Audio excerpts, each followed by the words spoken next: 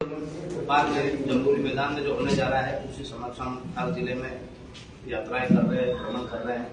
हमारे दो भाइयों ने पद यात्राएं भी करी है। आपने शाजापुर जिले की पूरे जिले की पद यात्रा करी है, आपने नर्मदापुरम संभाग की पूरी पद यात्राएं करी है।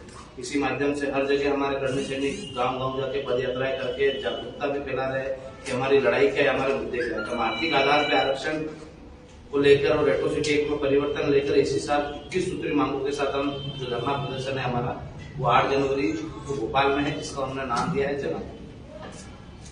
इसकी आवश्यकता क्यों पड़ी कि भोपाल में करना पड़ रहा है?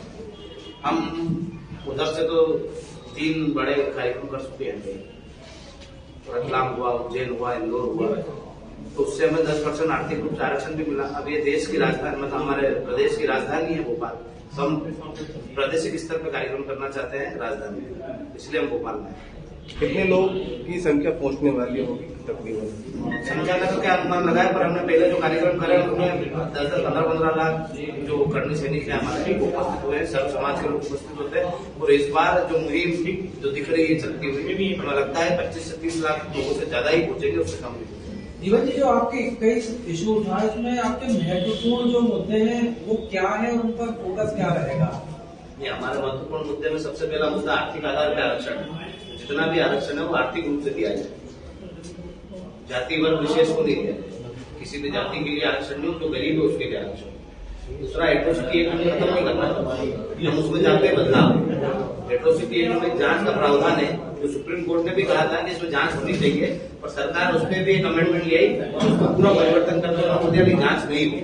तो कोई भी क्राइम होता है, कोई भी चीज होती है तो उसमें जांच होती है। तो एट्रोसिटी एक्ट में भी हम चाहते हैं कि इसमें जांच हो, ताकि कोई निर्दोष नहीं फंसे। जो दोषी हो उसको सजा मिले, उसमें हमें कोई परेशानी नहीं। और जो निर्दोष उसमें जो लोग फंस जाते हैं, जो कोई क्राइम नहीं करते, कोई प्रताड़ना नहीं देता, उसके बाद भी लालच में मान लो आप, इसमें आपको पैसे मिलते हैं। जब 323 लगाते तो 70,000 रुपये मिलते, 354 लगाते तो 2.5 लाख मिलते हैं। तो उस हिसाब से भी लोग बहुत सारे लोगों को फर्जी फंसा रहे हैं, और पैसे ऐटने के लिए या जो भी अपन मान लें उसको, उसके हिसाब से जो निर्दोष लड़के हैं वो उसमें, इसलिए हम चाहते हैं इसमें जांच, जो दोषी हो वो अंदर जाए, जो निर्दोष हो उधर बैठे। इसके अलावा और क्या मुद्दे हैं जो बाकी? हमारा एक मुद्दा है, एक और मुख्य मुद्दा है कि स्वामीनाथन कमेटी के आधार पर फसलों के दाम तय किए जाए। जो स्वामीनाथन कमेटी बनी थी उसके आधार पर जो उन्होंने सर्वे करा था उसके आधार पर ही फसलों के दाम तय किए जाए, और जो बढ़ते खाद बीजों की जो कीमतें है उस पर अंकुश लगाया जाए और न्यूनतम रेट पे खाद बीज मिले। अच्छा, आरक्षण इस देश में कितना जरूरी है? नहीं, आरक्षण जरूरी है, पर वो गरीबों के लिए जरूरी है। जैसे मेरी बात सुनिए आप, एक कलेक्टर के बेटे को आरक्षण की आवश्यकता नहीं, वो शोषित पीड़ित या वंचित नहीं है। एक कैबिनेट मिनिस्टर या विधायक के बेटे को आरक्षण की आवश्यकता नहीं है, पर जो गांव में मजदूरी कर रहा है, जो गरीब है, उसको आवश्यकता है उसकी।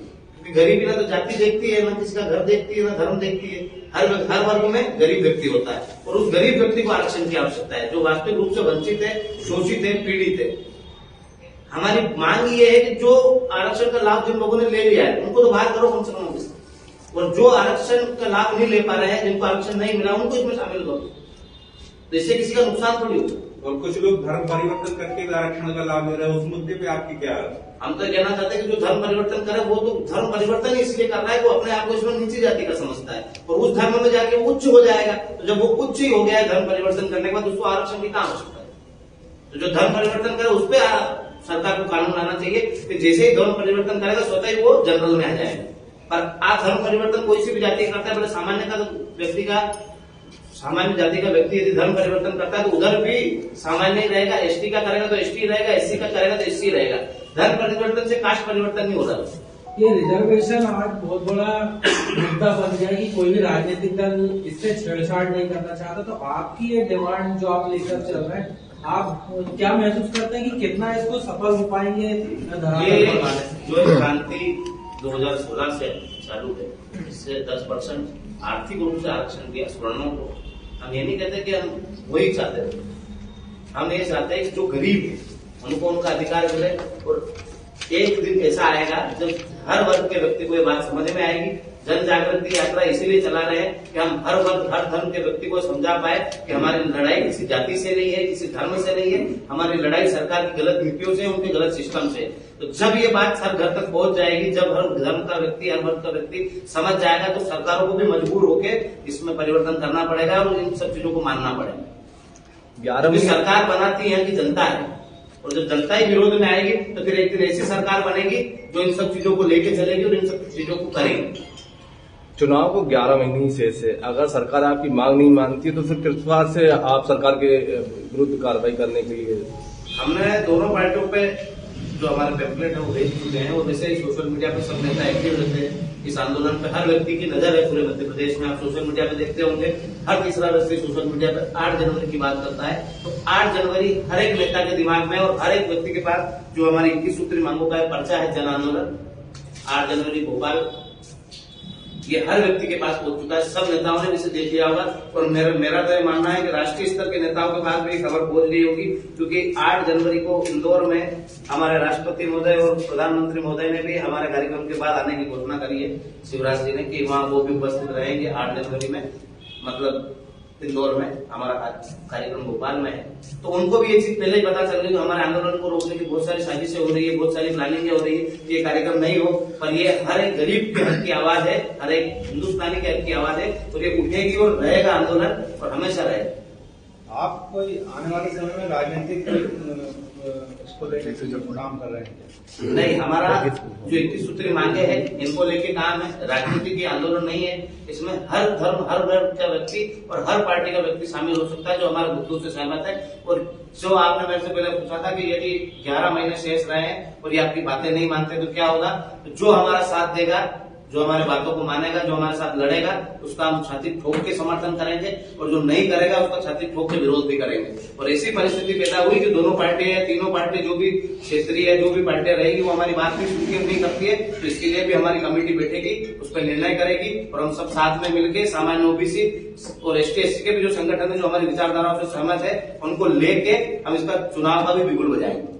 क्या अपनी आपकी बात है जो और बेहतर तरीके से सरकार तक पहुंचाने के लिए, सरकार में शामिल होने के लिए कोई ऐसा देखते हैं कि भविष्य में आप राजनीतिक रूप से चुनाव लड़ने का या राजनीतिक दल में जाने वो हमारी कमेटी से करेगी, चुनाव लड़ना है, किसको भी लड़ना है। अभी हम आम कर्णी सैनिक है, और कर्णी सैनिक बन के जो 21 सूत्री मांगे इनके लिए लड़ रहे हैं, और जब तक ये पूरी नहीं होगी लड़ते रहेंगे। और इसमें जो भी परिवर्तन होगा, हमारी कमेटी बैठेगी, जो भी चीजें जो निर्णय करेगी वही सर्वमान्य होगा, और जो भी हमारे साथी जो इतने सालों से संघर्ष कर रहे हैं वो जो निर्णय लेंगे वो सर्वमान्य होगा। राजनीतिक विषय अभी है नहीं कोई, और जब भी आता है तो हम डंके की चोट पे चुनाव किसी को लड़ना होगा तो चुनाव छाती ठोक के लड़ेंगे, ऐसे पीछे हट गया किसी को भ्रमित करके नहीं लड़ेंगे। भविष्य में जो है वो चुनावी राजनीति से परहेज नहीं करेंगे आप?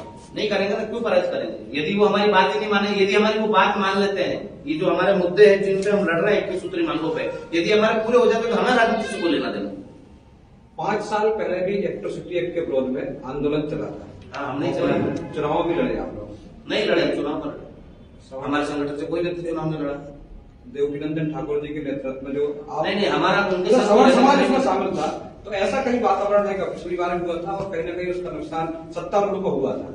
नहीं, मेरी बात सुनिए आप। उस टाइम भी हमने खुला विरोध करा था।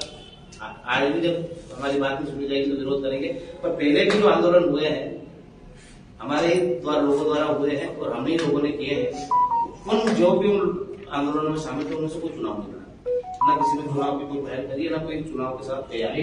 जो 2018 उस टाइम हमने विरोध करा था, माननीय थावरचंद जी के बेटे को भी हमने चैलेंज देकर आया था कि आपके बेटे को नहीं आना थी, क्योंकि आपने इलेक्ट्रिसिटी एक्ट में परिवर्तन के लिए पहल करी थी और आपने ऐसा प्रावधान लाया कि उसमें जांच की। करणी सेना लोकल इशू को टच करने से क्यों परहेज करती है? हर जिले में आप लोगों का संगठन काम करता है, वहाँ आप लोगों की उपस्थिति दर्ज क्यों नहीं हो पाती लोकल इशू? लोकल इशू हम हर जगह करते हैं। अभी रायसेन में एक मर्डर हुआ, हत्या हुई, उसमें हम रात भर धरने पे बैठे थे। उससे पहले भी जितने भी मुद्दे होते हैं, जहाँ भी कोई चीज होती है, गौ माता को लेकर हमने अभियान चलाया पूरे प्रदेश में। जो विमारी है उसमें हमने अभियान चलाया, टीकाकरण करवाया। क्यों हम लोकल कोई सा भी मुद्दा उससे परहेज नहीं सकते? एक हत्या उसमें भी कर्णी सेना ने ज्ञापन, धरना, आंदोलन सब करा। थाने का घेराव, लोकल इशू जितने भी होते हैं उनमें हम खड़े रहते हैं, जाके लड़ते भी है। ये अलग बात है कि जो न्यूज वाले जो आप सब लोग बैठे हैं आपको बताते नहीं है, हमारे आंदोलनों को कभी बताया नहीं है।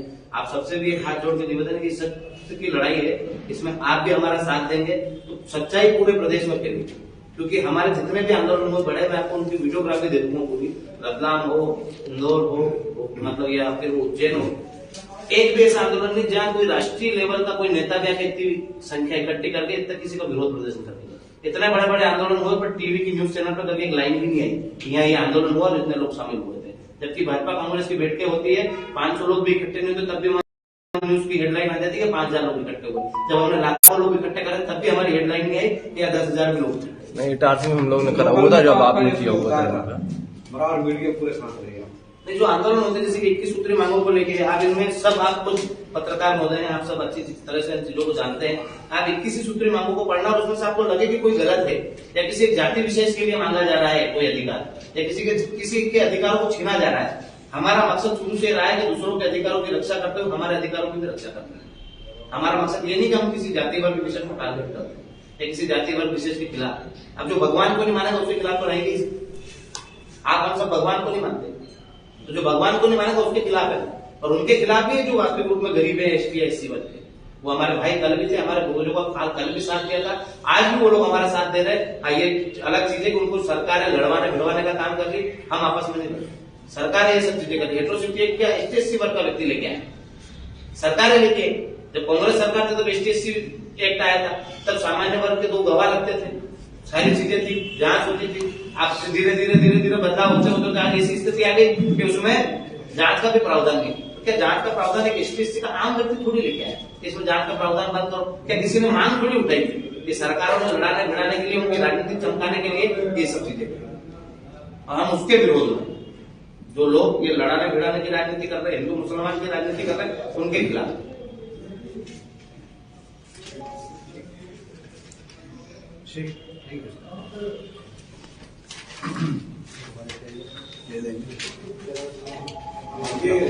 ये प्रेस नोट इनको ये सबको सुप्रीम मांगों के पर्चे आ गए आप सभी पत्रकार साथियों ने इतना अमूल्य समय हमें प्रदान किया। निश्चित ही आप सबके सहयोग से हमें